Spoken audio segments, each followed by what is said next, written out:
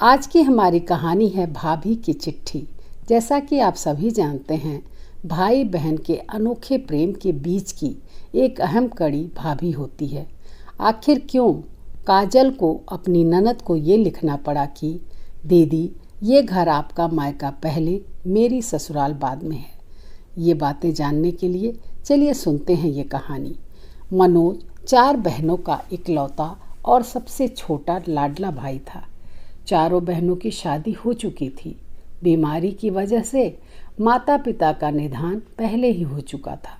चारों बहनों ने अपने इकलौते भाई के लिए एक से बढ़कर एक लड़कियां ढूंढी, लेकिन पता नहीं क्यों मनोज हर बार कोई न कोई बहाना बना देता और शादी के लिए मना ही कर देता। बहनें बहुत परेशान हो चुकी थी। इस बार राखी पर अपने भाई से साफ साफ बात करने की उन्होंने ठान ली और ये सोचकर मायके साथ में आईं। यही एक ऐसा त्योहार होता था जब चारों बहनें साथ में मायके आती थीं। राखी बांधने का काम पूरा करने के बाद चारों बहनों ने मनोज को घेर लिया और उसके पास बैठ गईं और एक एक करके सवाल पर सवाल करने लगी कि वो क्यों किसी लड़की को पसंद नहीं कर रहा।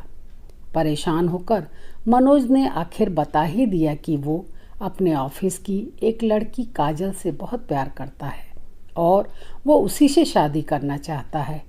काजल एक अलग जाति से थी। बहनों ने ऐतराज़ जताया कि उनके घर में ये सब नहीं चलता। दूसरी बहन बोली कि हम अपने ससुराल में क्या जवाब देंगे, तो तीसरी बोली, अगर तुमने ऐसा किया तो हम समझेंगे हमारा मायका अब नहीं रहा। उसे लगा ऐसा कहने पर मनोज शायद अपना विचार बदल ले और वो दूसरी जाति की लड़की के साथ शादी न करे। मनोज, जो बचपन से ही जिद्दी था, उसने अपना फैसला सुना दिया। मैं शादी करूँगा तो बस काजल से ही। चारों बहनें मनोज की जिद जानती थीं। चारों नाराज होकर अपने ससुराल वापस चली गईं। मनोज ने सबको मनाने की कई कोशिशें की, पर कोई भी बहन मानने को तैयार न थी। आखिर हार कर उसने काजल से कोर्ट मैरिज कर ली। ऐसे में बहनों ने उससे बोलना बंद कर दिया। मनोज को हर साल राखी पर अपनी बहनों की बड़ी याद आती थी। काजल ने भी उसके इस दर्द को महसूस किया था। मनोज दोस्तों से अपनी बहनों की खबर हमेशा लेता रहता था। काजल कहती कि अब तो बहुत समय बीत चुका है, आप ही फ़ोन करके बात कर लीजिए उनसे।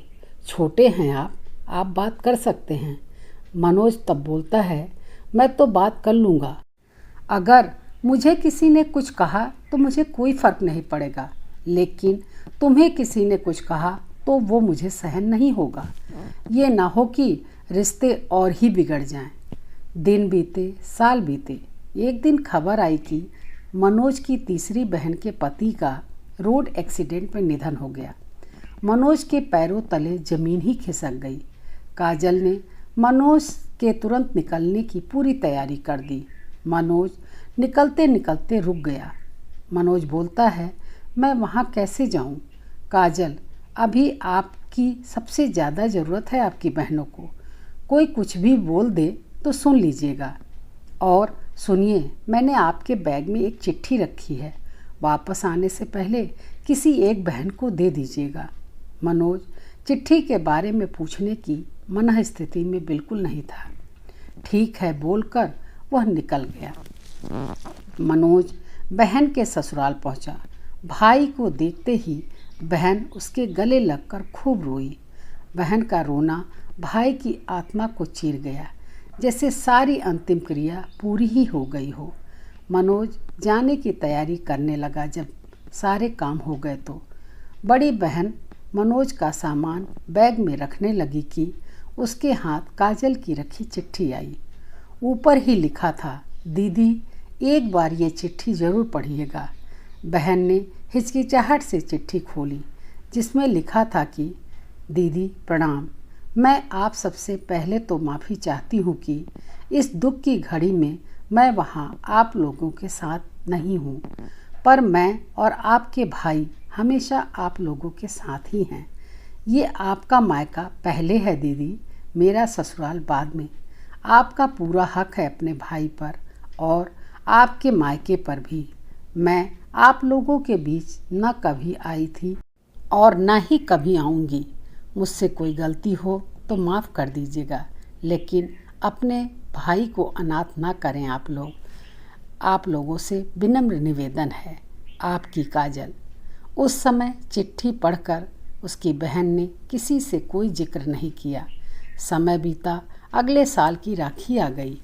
सुबह सुबह दरवाजे की घंटी बजी। काजल ने मनोज से दरवाज़ा खोलने को कहा। मनोज ने जाकर दरवाज़ा खोला तो सामने चारों बहनों को देखकर खुशी से चिल्लाने लगा, काजल देखो कौन आया है।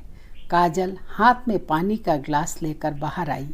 वो जानती थी कि आज राखी पर मनोज की बहनें आने वाली हैं। ये बात काजल को उन लोगों ने पहले ही फ़ोन करके बता दी थी। चारों बहनों ने कई साल बाद मायके में पैर रखा था और सबसे पहले उन्होंने काजल को गले से लगाकर धन्यवाद दिया और कहा कि एक तुम्हारी चिट्ठी ने हमें हिम्मत दे दी कि हम अपने मायके आ सकें। तुमने आज हमारा मायका हमें वापस कर दिया। हमेशा खुश रहो तुम। मनोज के हाथ में इतने सालों बाद उसकी बहनों ने राखी बांधी। उसकी खुशी उसके आंखों में नज़र आ रही थी, जिसे देखकर काजल भी बहुत खुश थी। दोस्तों, कहानी कैसी लगी कमेंट करके ज़रूर बताइएगा तथा मेरे चैनल को प्लीज़ सब्सक्राइब ज़रूर करें। मिलती हूँ ऐसी ही एक नई और अनोखी कहानी के साथ। धन्यवाद।